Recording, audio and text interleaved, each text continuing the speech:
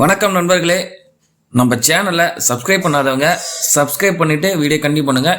கண்டிப்பாக உங்களுக்கு பயனுள்ளதாக இருக்கும். எங்கே போனாலும் சரி, நமக்கு இந்த 10 ரூபா 20 ரூபா 50 ரூபா பிரச்சனை பெரிய பிரச்சனையாக இருக்குது. நம்ம ஒரு காய் கடைக்கு போனால் 10 ரூபா நோட்டு இருக்காது, 100 ரூபா நோட்டு இருக்குது, 500 ரூபா நோட்டு இருக்குது, அவங்களும் சில்லறாம்பாங்க. பஸ்ஸில் ஏறினா 10 ரூபா கொடுங்க, 50 ரூபா கொடுங்க, 20 ரூபா கொடுப்பாங்க. 500 ரூபா நோட்டு 100 ரூபா நோட்டு வச்சுருப்போம், சில்லறை இல்லாம்பாங்க. நம்மளுக்கு சாதாரணமாக ஏதாவது ஒரு பொருள் 20 ரூபா 50 ரூபாய்க்கு வாங்கினோம்னா சில்லறை இல்லாமல் பெரிய பிரச்சனையாக இருக்கும். இது இப்போ நிறைய இடத்துல இதே பிரச்சனை தான் இருக்குது. ஏன்னா அந்த 10 ரூபா 20 ரூபா 50 ரூபா நோட்டு எங்கே தான் புழக்கத்தில் இருக்குது, யார் வச்சுருக்காங்க தெரியல, ஆனால் மக்கள் கைக்கு வந்து சேர மாட்டேங்குது. இந்த பிரச்சனையை குறைக்கிறதுக்காக தான் மத்திய அரசு புதுசாக ஒரு திட்டம் கொண்டு வர போகிறாங்க, ஹைபர்ட் ஏடிஎம். இது ஆல்ரெடி மும்பையில் இப்போது சோதனை முறையில் நடத்திட்டு இருக்காங்க.